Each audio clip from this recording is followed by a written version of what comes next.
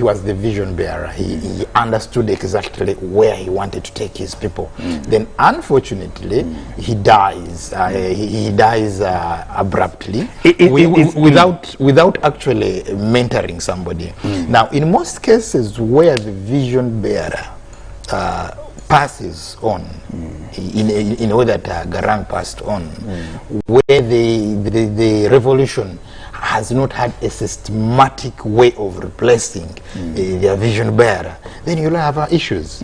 Because in Mozambique, when Samora Machel passed on, they found a replacement in Chisano, and I believe Chisano has really managed to take the Frelimo and Mozambique to where perhaps Samora Machel had dreamt of taking them.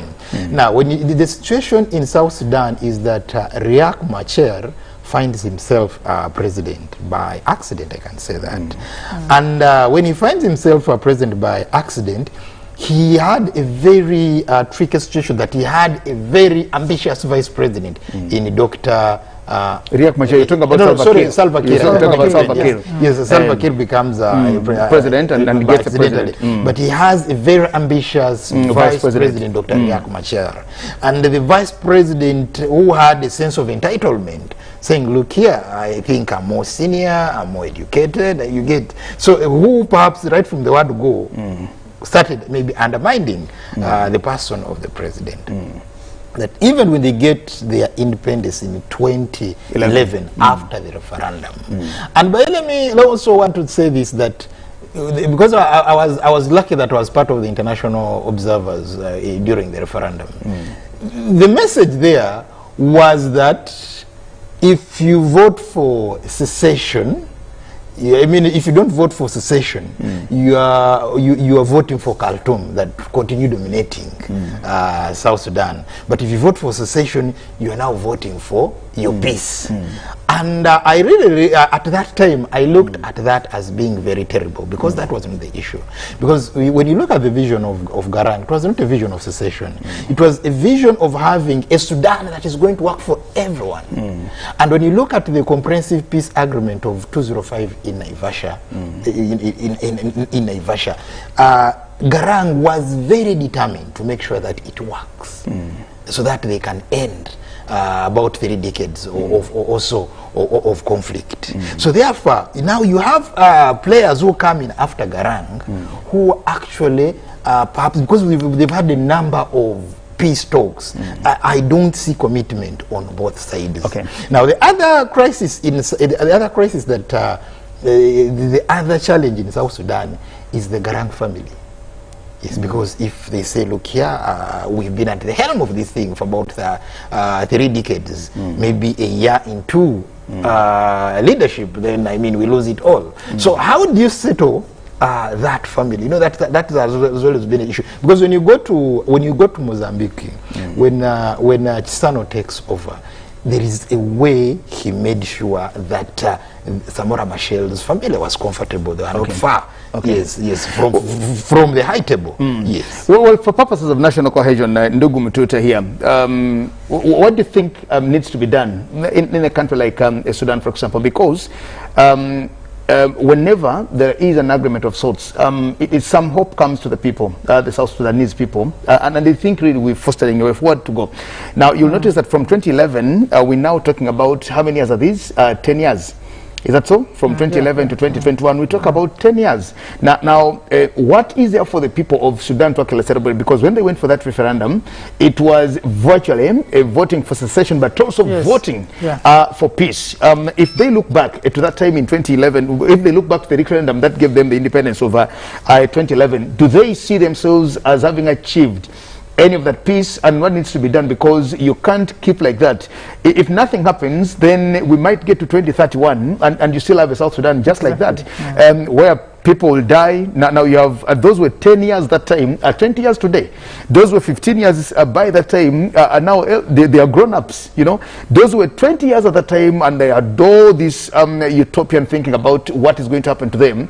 We now talk about 30-year-old citizens, and nothing seems to work for their interest or in the best way. What do you think needs to be done for national cohesion, especially in a country like South Sudan? I think to begin with, the inception of Sudan, I think, like he put it, was put wrongly, right from conceptualization, because it is true that Sudan generally was oppressing the people of South Sudan. The Sudan of Khartoum. But the Sudan of Bashir. Yes, Bashir and his government were oppressing the people of South Sudan. They were exploiting resources and plundering from South Sudan. But they were also not giving back the equal measure in terms of reciprocation of what they were taking from them. So it was a good move by the South Sudanese to say, look, we need to have our own state. But if that was to be the case, then we could be having maybe 3 or 4 countries from Congo, if that's to go by, if we were to work that way. So it was a selfish move, which, and of course human beings are naturally selfish, which could have also sorted out a number of things, because unlike the Congo, the Sudanese, South Sudan and the Khartoum Sudan have very big differences. First of all, the ethnicity that you have here, basically people who associate themselves, who look at themselves more as Arabic, and others who are looking at themselves as African blacks. So that was a very big divide. So I think that settlement would have been okay. But what comes out today is not what the founders of that country had planned. Like if Mzee Garanga would be alive, I think what is happening in Sudan maybe will not be happening. But that also brings in a new dimension. If you are a torch bearer, even if you are no longer in bearing the torch, there must be someone who can take it up from you and still deliver the same light. But I think we have a problem in the African context where you have the mentoring of our leaders is lacking. You have a very good leader with a very good system, but when he passes on, then the system grumbles. There's a problem there, because if Garang died, then there could have been a better way of moving on with the vision of his vision, much as the family tried, but I think things have not worked out well.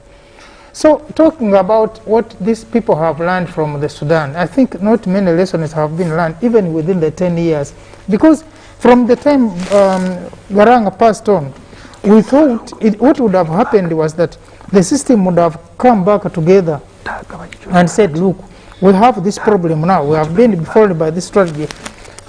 What do we do? And if the systems had been built, we can believe and give it a benefit of doubt, because it is a young state, that most of the systems have not been put in place of identifying of a leader and pushing on. Because you have countries, even when you have a very useless leader, still if the systems are strong, the country moves on, and we have seen this happen in some of the countries. But here, where you have a strong central figure and then disappears, then all things hold back. Nothing seems to be holding, and that's what's happening. So we have these leaders who come in. First of all, with due respect, I think the president has been looked at as a weak leader.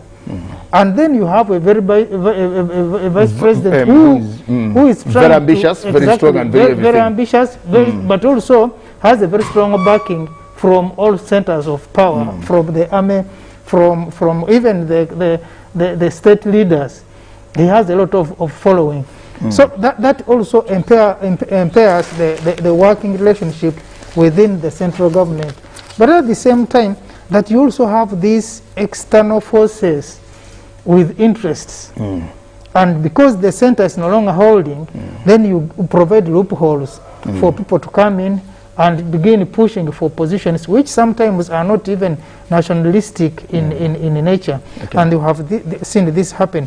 But again, like we discussed last time, this would have provided an opportunity for the African Union exactly to give leadership in this country. Exactly. To say, as Africans, this is what we can do. Even call these big boys now to the table. But you see, now that's another very good one that you bring in. It would be a very good opportunity for the African Union. But they'll ask you, who is this African Union? Because we look at African Union and I beg your pardon, Maria Dit, Salva Kiir is African Union. Felix Tshisekedi is African Union. With the problems. Exactly. Richard Kabore of Burkina Faso is African Union. You're talking about the president of Somalia, he's African Union. You're talking about the president of Ivory Coast, he's African Union. Now, you will notice that, yes, where is the African Union in all these things, and of course providing leadership in such a situation? But who do you think is actually in position now to help such an issue? Of course, the African Union will come out to say something. They will definitely not just close their eyes and look away. They will ensure that this happens. But you have a continent that is also riddled with a number of these squabbles and issues and something like that. When you go to the Sudan of Khartoum, they are also struggling to see how things work out. Now, from that revolution that actually hosted or throughout Bashir, you notice that the bread that we're agitating for at that time is actually not there today. Yeah. So it is maybe even worse than when Bashir was actually there. Yes. Now, when they look back and say, okay, we threw out Bashir and possibly thought Bashir had hoarded the bread in his bedroom, now that Bashir is actually out of the way, where is the bread? Now, there are issues there where you also now needing stability in a way. Before you come in, Mututa, I call, what do you think needs to be done? For example, in a situation of South Sudan, you have two old foes coming and they once breached each other's trust, and you're thinking, well, if we shook hands and hugged again and maybe told the people, here is what we are, how can this be trusted by, first of all, the people that they're leading?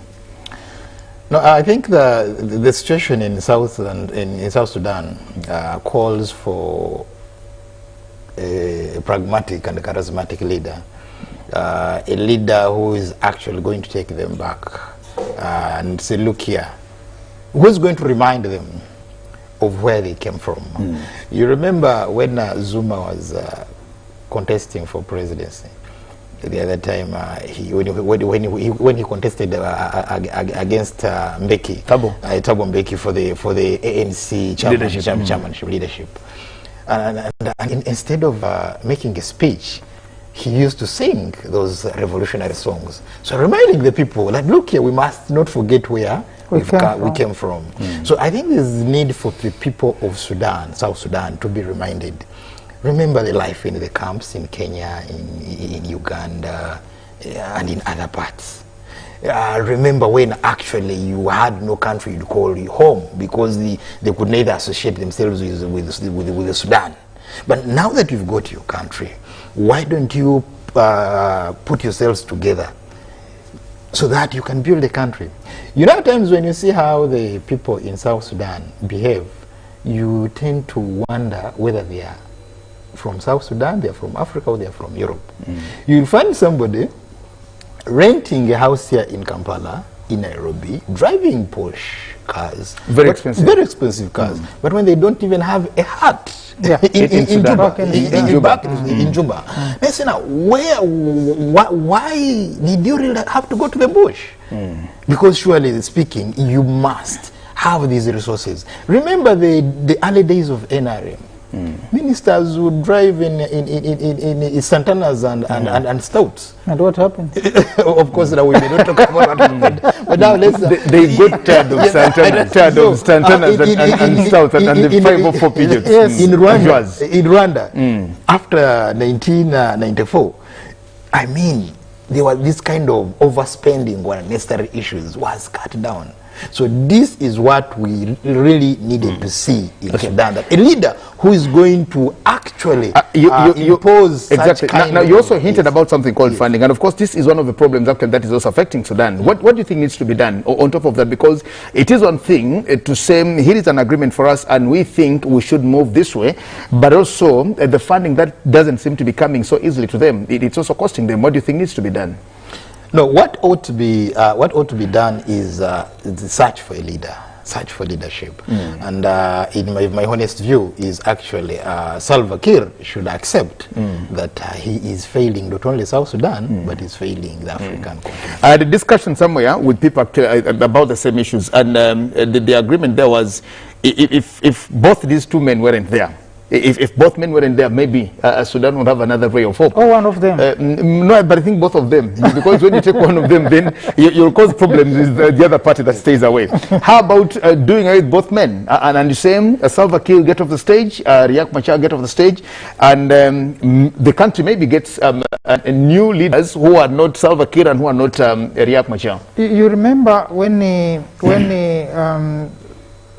this man he was a problem in South Africa as a president, Zuma. The ANC sat down and said, no, you are not going to be a president.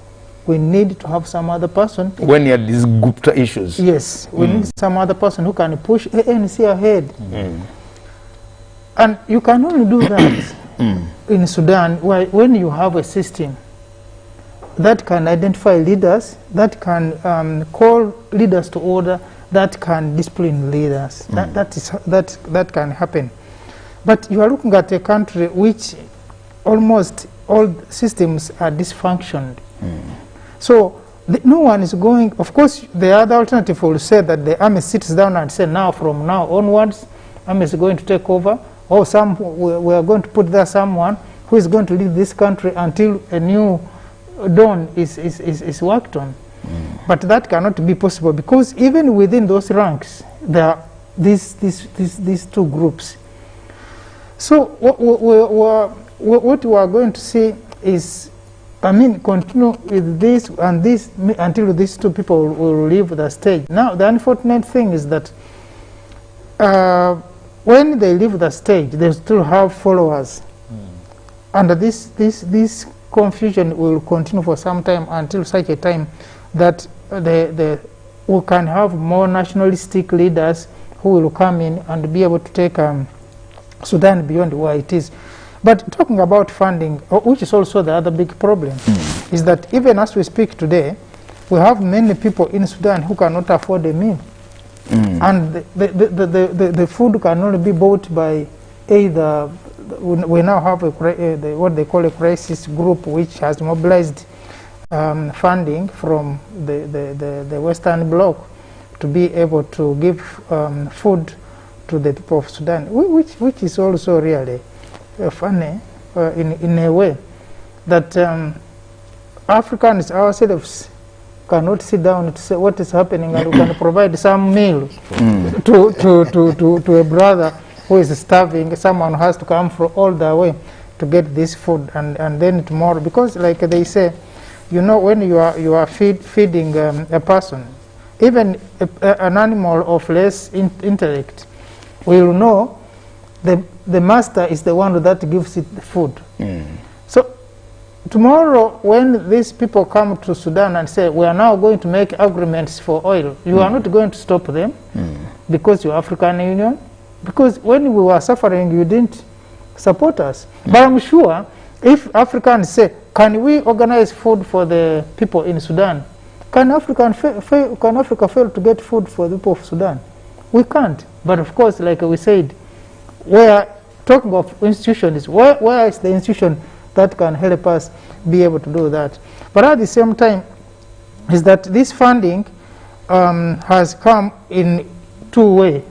There is now a lot of money which is being pushed into getting arms to the Sudanese. In fact, they are getting more arms, spending more money in arms to kill each other than food to feed each other. So I think these are also some of the issues that Africans also need to look at. Is it necessary that we continue spending this money and giving it to these people to give us arms to kill each other than getting the support that we need. Look at countries like South Sudan, countries like Malawi, countries like Kenya, countries like where you've had a president and possibly running mate, where you have a president with virtually equal powers or almost equal powers with the vice president or deputy president. How it's played out, and the other countries where you have the president at the helm of it, and he has the powers to appoint, to disappoint, and do all the things. You'll notice that one of the other things that is actually an issue in South Sudan is the appointment of most key positions. That causes them a lot of issues, and that now leaves them, their setting is like that of Kenya. Now, they do not have many of the governors in many of the counties in there. And look at Uganda, where we have successfully decentralized. That we have the president, who is the CEO of the country, but then we also have at all levels, all administrative units up the villages, that we have leadership just right there. Now, Sudan has a problem of key positions neglecting the others to the point that even the parliament is not established. Now, what do you think needs to be, for example, undone in that area? That you have a Riek Machar here who wants to appoint and call in this position, and you have a Salva Kiir who feels it should be Jagena here, and of course neglecting all the other things.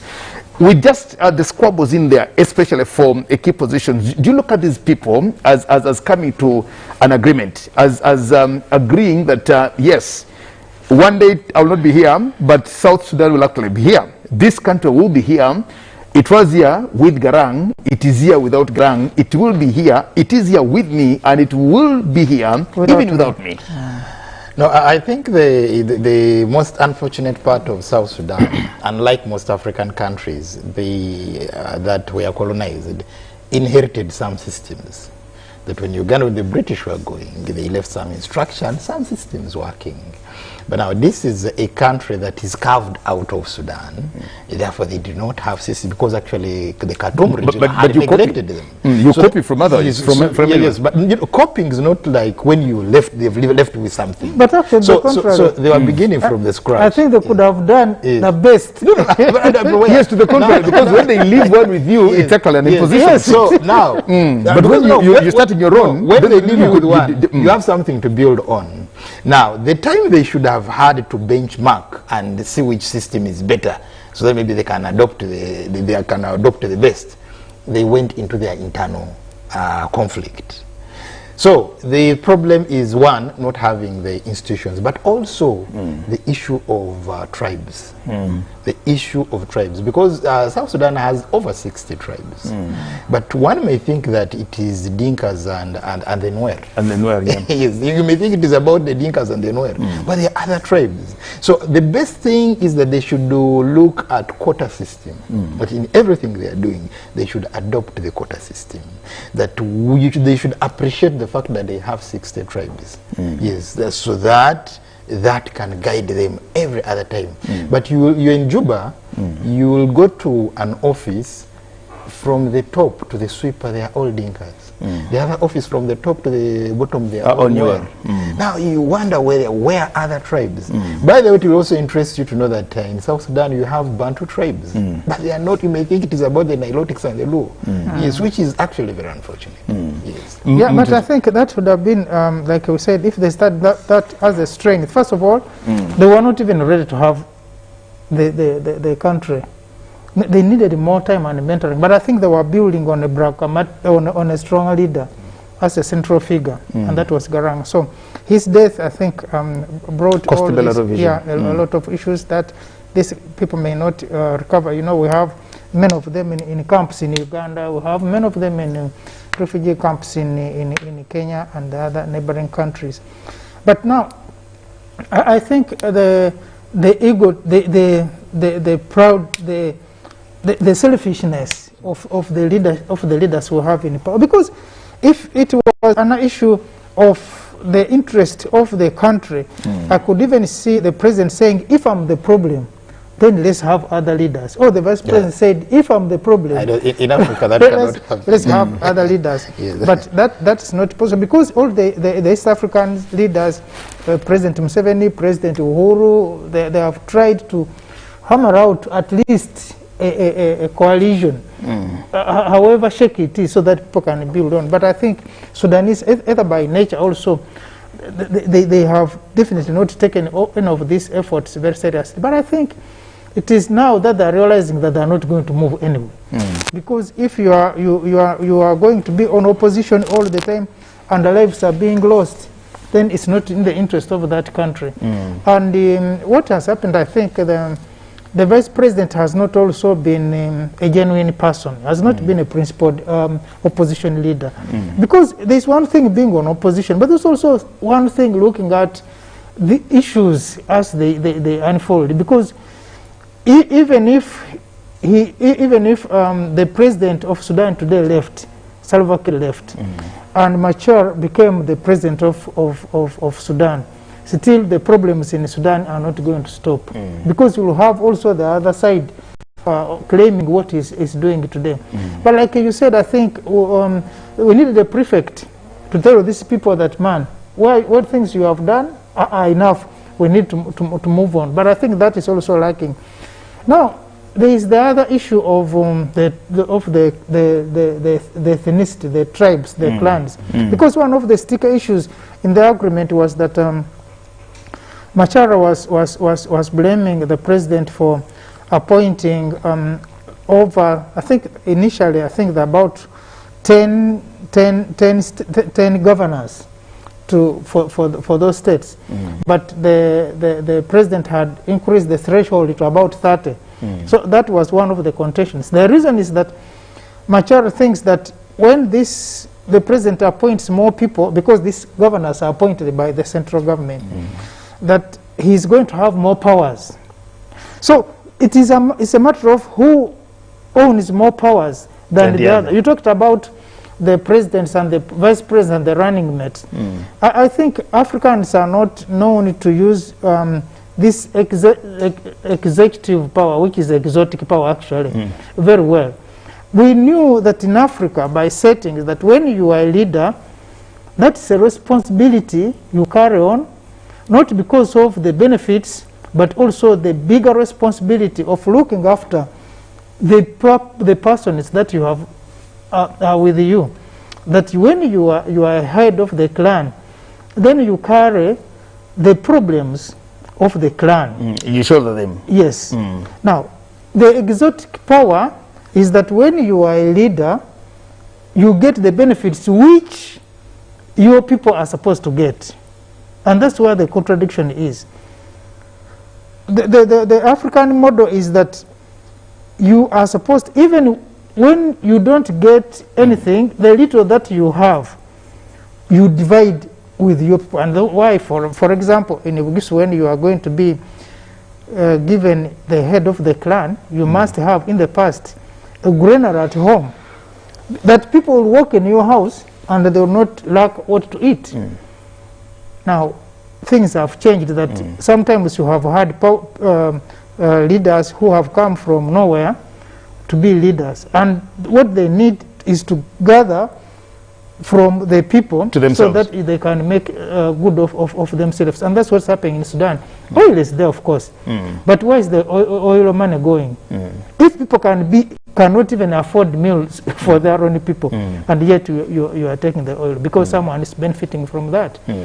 So the problems are not only from South Sudan, but also that the Sudan, Khartoum Sudan, was also partly a problem. Of course, for them, they wanted to get rid of these people. But at the same time, remember, there was even a struggle that even when they wanted the South Sudanese to go, they still wanted to maintain the oil, oil supply, which was also a problem. But I think the other biggest issue is also that these states, the 10 states of Sudan, have not also been allowed to operate as entities, because we also, other than having a conflict at the national level, also having conflicts even within those states. These raids are still continuing like it were the African clans of the past. So, like I said, how can you have people who are living such extravagant lives, but they cannot even be part of the processes back at home. That also brings us back, I mean, to the issue we talked about of people, and including Sudanese also, who are dying in the high waters, going to look for green pastures elsewhere. Why can't we have all that zeal, that determination and courage to be at home and struggle to make our lives better than going to die on the waters because we want to escape, so that we can go and find where others have struggled for us to be able to live better? I think for Africans, that should be a taboo. Okay.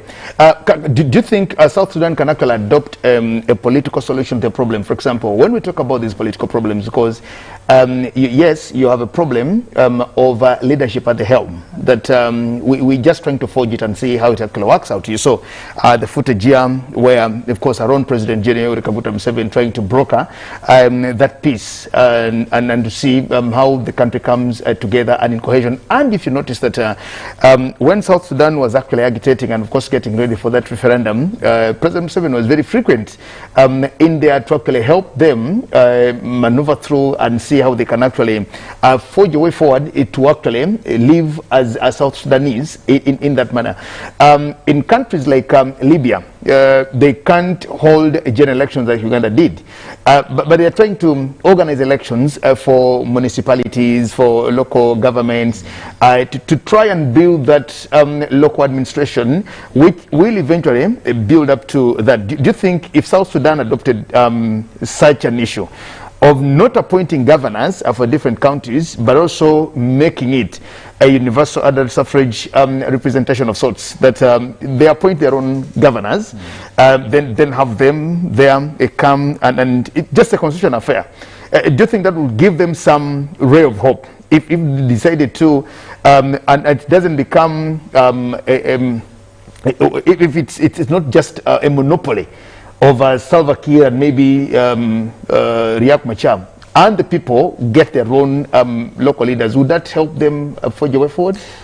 Well, I think that would have been the best approach, only if the people are not defranchised, only if people were not actually living under threats, because people can only participate in any democratic process when they're actually free, comfortable.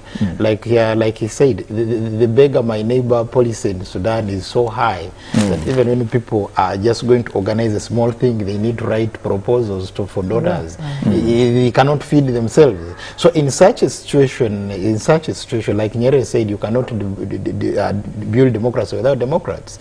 So that is the challenge with South Sudan. And secondly, you also have an army that is highly indisciplined.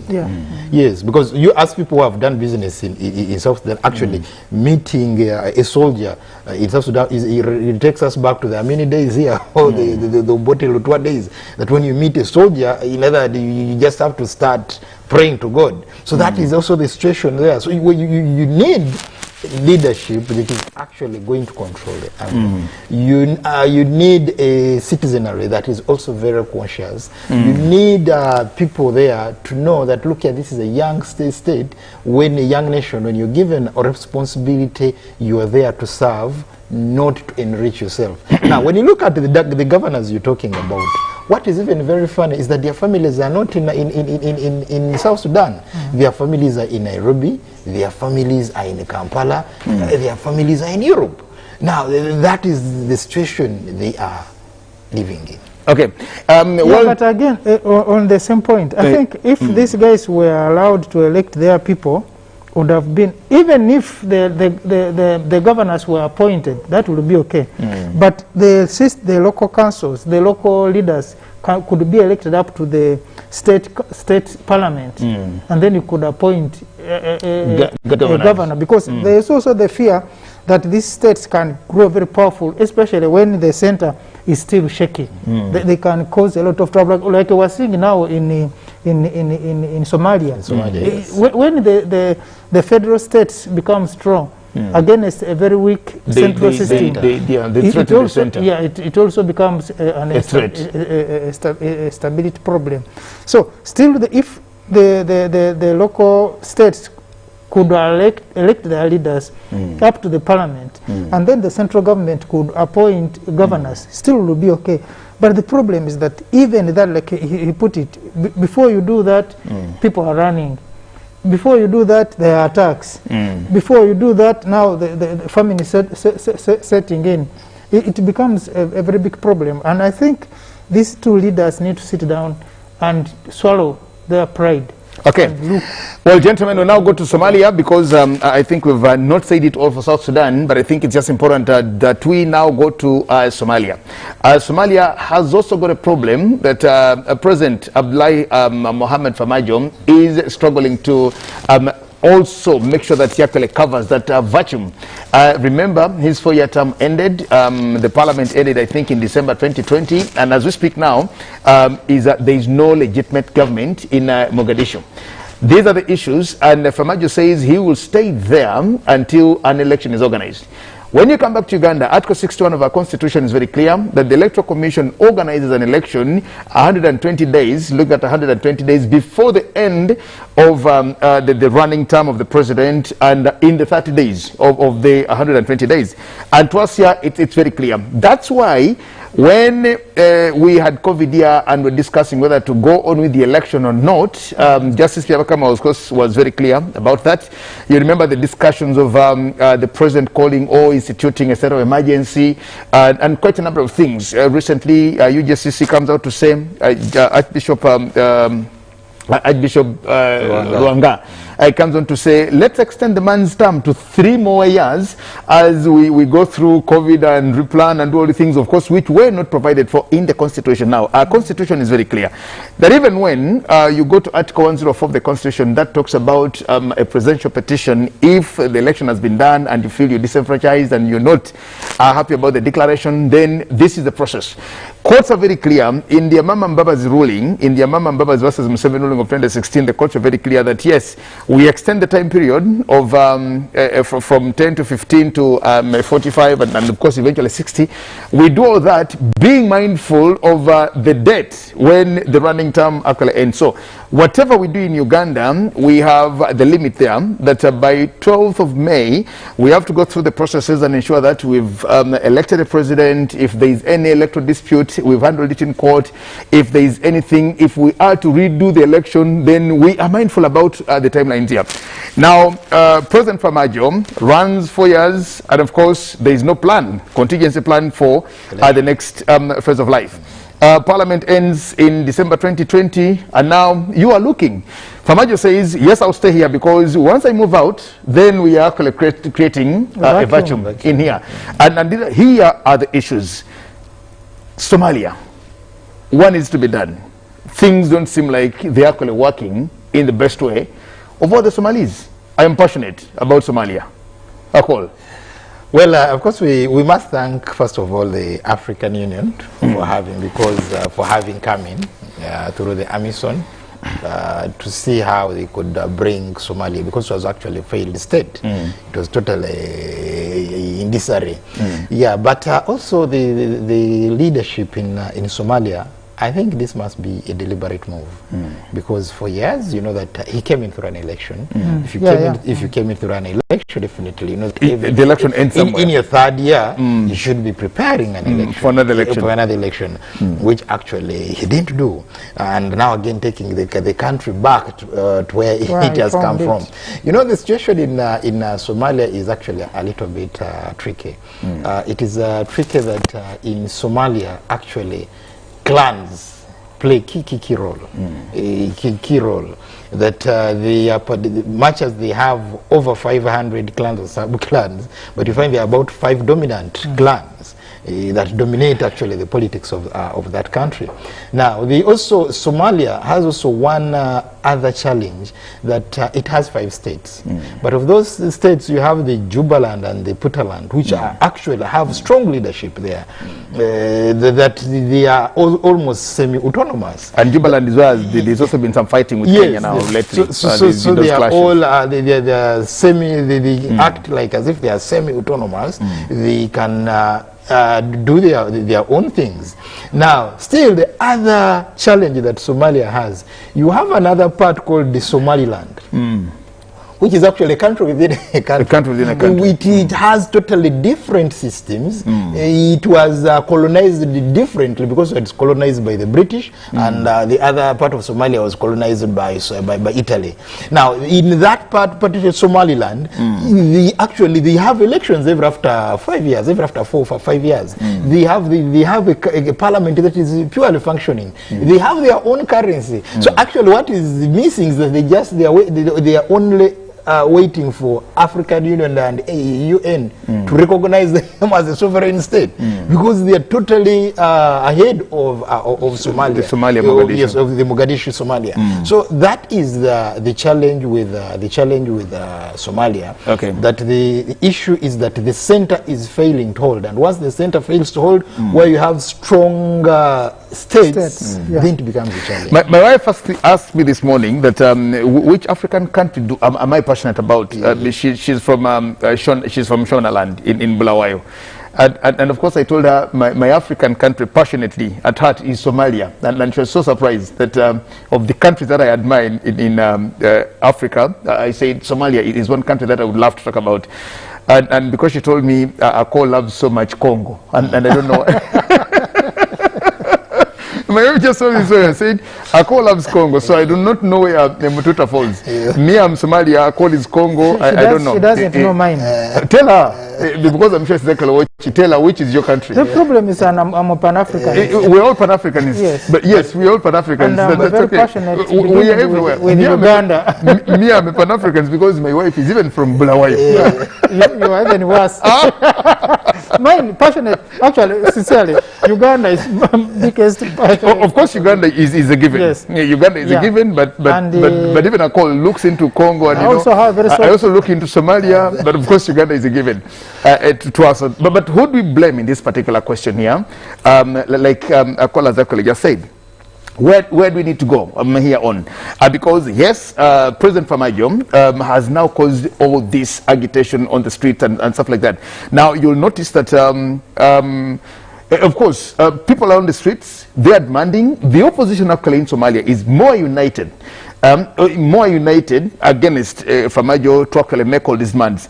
And very surprisingly is that everybody in Somalia is actually waiting for what the EU has to say. And I'm only thinking, it happens to all of us here. Professor Locho Tieno Lumumba recently said, when we bring observers from ESC, when we bring observers from African Union, when observers come from SADC or ECOWAS, yes, we appreciate that they've come, but we need to see observers coming from the Commonwealth, or observers coming from EU. Once we hear that the observers from EU have come, then we say, yes, observers have come. But you know, that kind of issue. So they will tell you they are waiting for what EU has got to say, not what AU has actually got to say. So what do you think needs to be done here?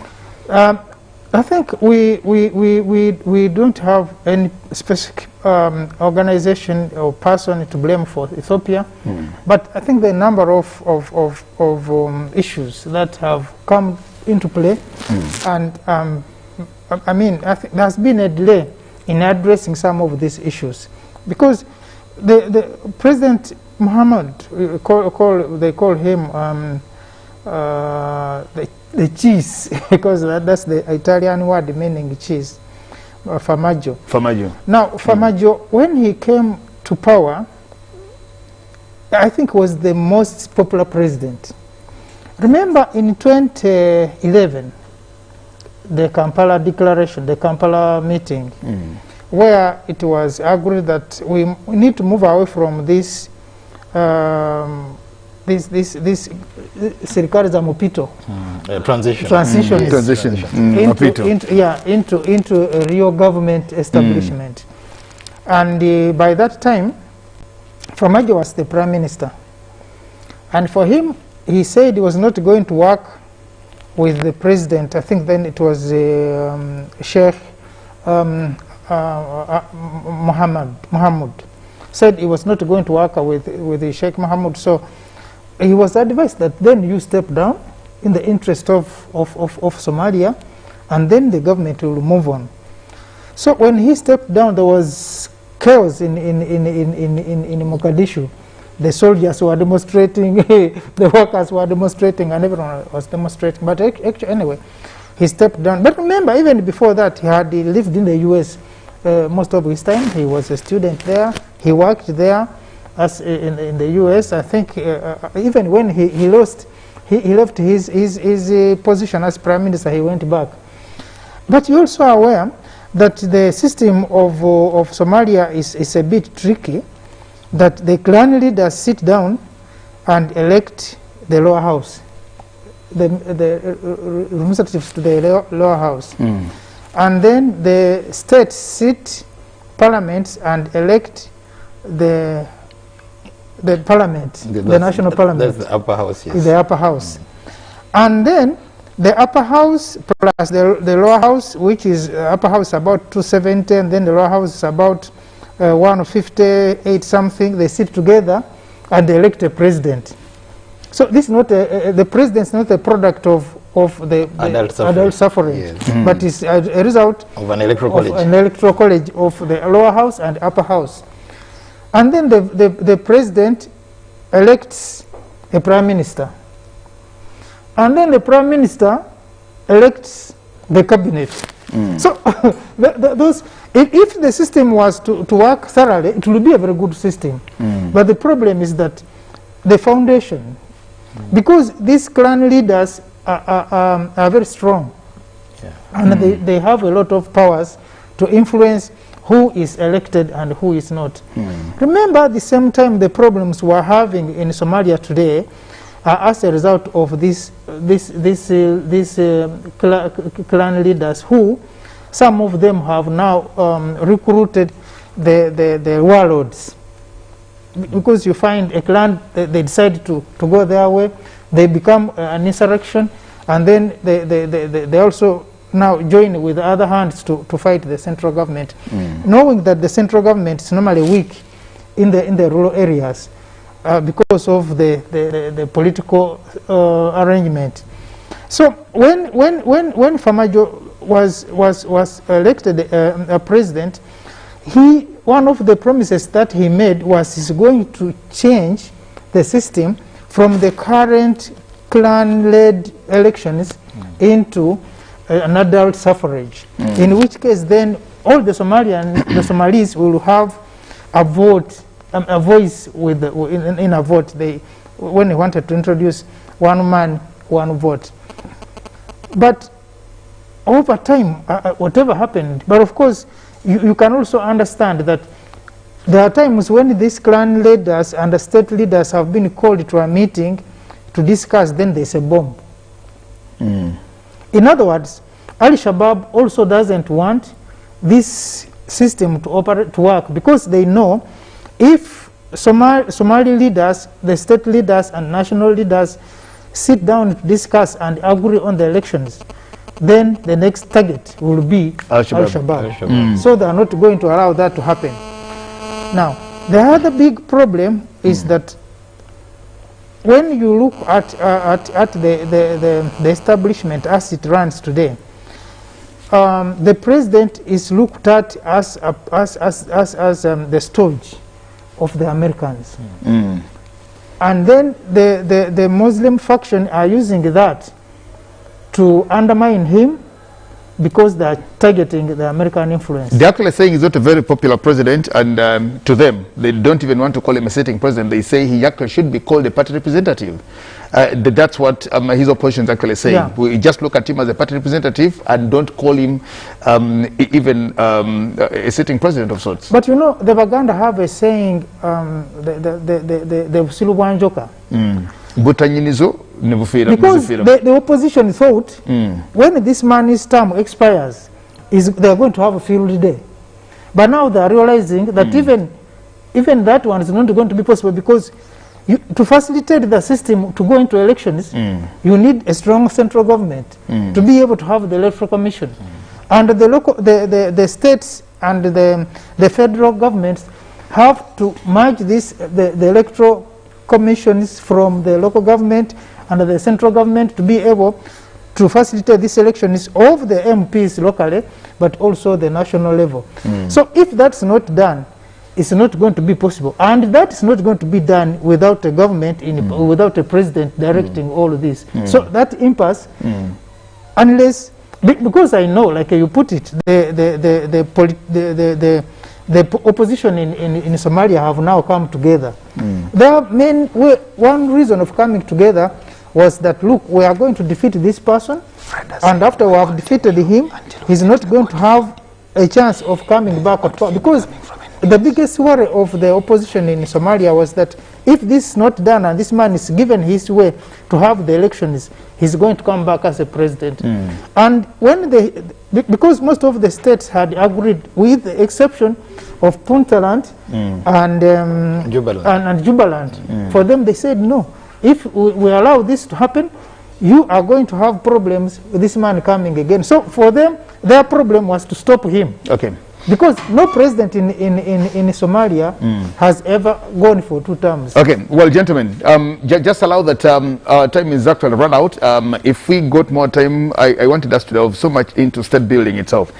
Because when you look at Somalia, for example, is it just the elections that are at stake, or the entire trajectory of state building processes? Because I think that's very important. When they have an election, maybe next month, and they choose a president, will that enable them, will that give them the state that they are possibly looking for? When you go to Sudan, for example, does just signing an agreement, because they've done it before, we not talk about something that is out of the ordinary, that this something has never happened. So when they sign an agreement, then it will be the end of it. We've seen them sign agreements, and of course breaking the agreements on the way. So but looking at state building for these countries, South Sudan, look at Somalia, now Sudan up there also, with the Serikalia, serikali ya mpito, you know, where you have serikali ya mpito and stuff like that. But we'll just stop this here. We just been told by our producer, just connecting you to court. We want to thank you so much for having allowed to be part of our Pan-African Friday. My name is Jagana Semakola Ziksoka, on behalf of Akol Mandi Amazima and James Mututa. We'll return Friday. We now take you to court. Good morning, blessings, and a nice weekend. Live from UBC Studios in Kampala, this is Good Morning Uganda Extra.